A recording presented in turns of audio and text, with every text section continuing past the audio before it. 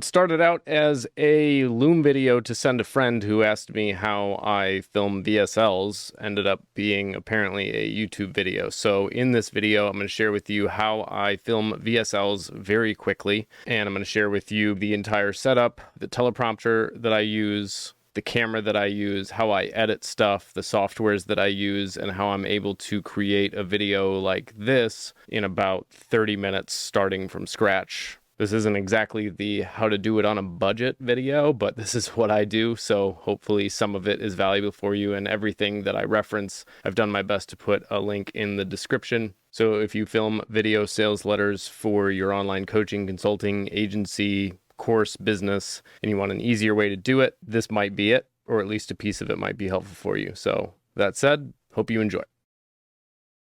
All right, I'm going to do my best to show you how to do this thing. The camera that I'm using right now has this little thing called a padcaster on it. It's right there, and the screen that I usually like do Zoom calls and stuff on is right here. And so what I do is, here is a Google Doc right here. All right, I have this Google Doc, and it's actually something I'm about to refilm today. I'm naming it Welcome to the Bulletproof Sales System. This is my OTO. So what I do is I open this app called Prompt Smart Pro. What I do is I will take that and I will go add, download from Google Drive, and then I will scroll down, Welcome to the Bulletproof Sales System. It's the thing that usually comes up first. So I tap that. Okay, and then it loads. So there it is. I tap on it. And the settings I have on here are basically, you go down here, I try to make it as big as possible. I do voice track, scroll text. By the way, this app's like 20 bucks or something.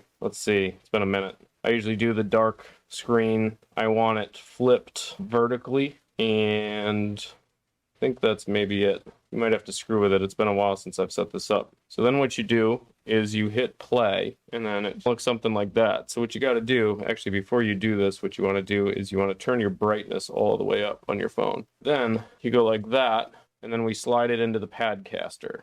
There you go. So you just have this little thing that kind of snaps underneath like that.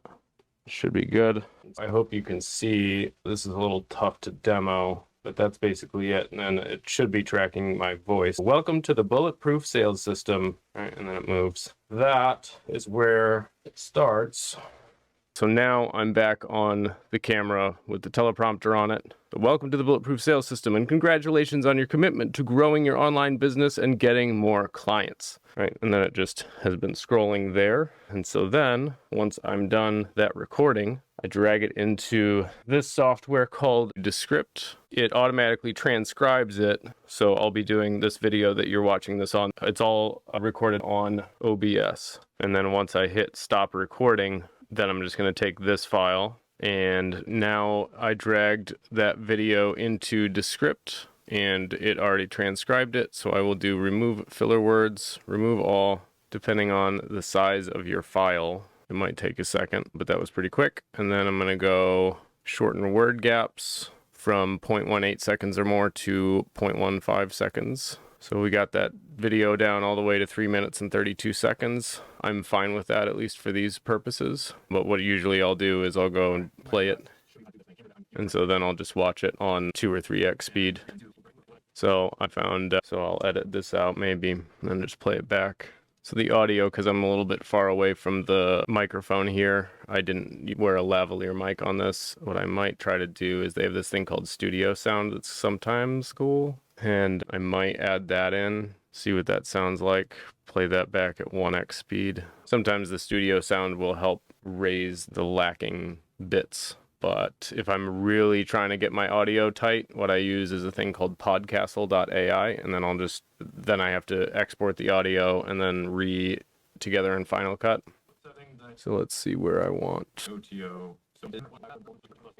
Download shouldn't take too long. I usually will just say VSL tutorial part 1, something that lets me know. If I was going to be really super organized, I would have created a folder, but it's on my desktop, which I use as like my working area for things. So once that is done, what I will do is I will open Final Cut, and let's go File, New Library. We're going to create this on desktop, VSL tutorial.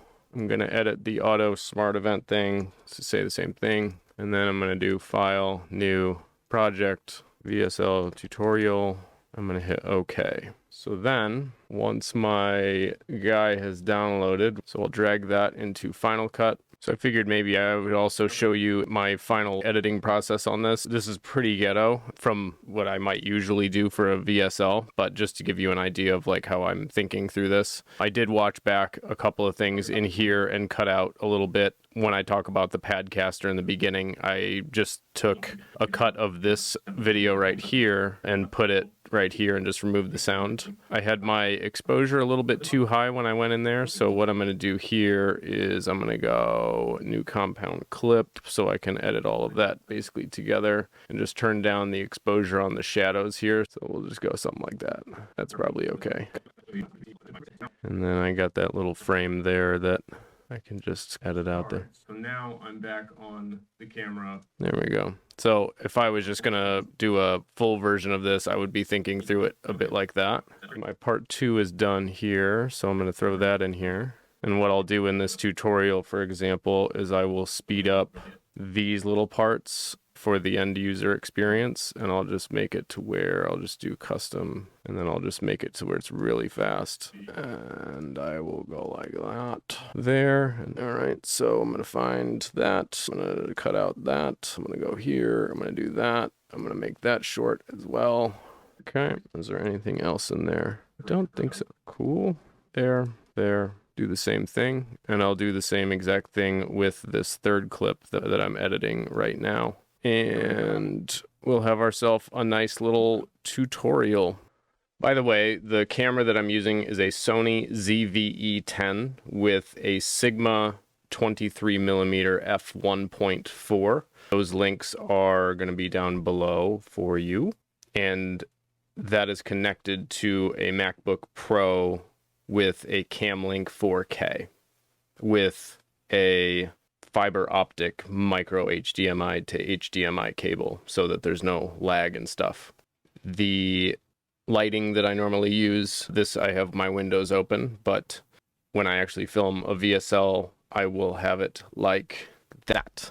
And for context, this whole entire process from the time I started filming this to the time I'm stopping now, including the editing and whatever, was probably about 30 minutes. And that first camera that I used when I was showing the other angle from over here is also the same camera. I have like 5 of them, but I have 2 that are connected to my MacBook Pro with 2 different cam links. You need I'll put the link in the description. To power multiple cam links, you need a powered USB hub.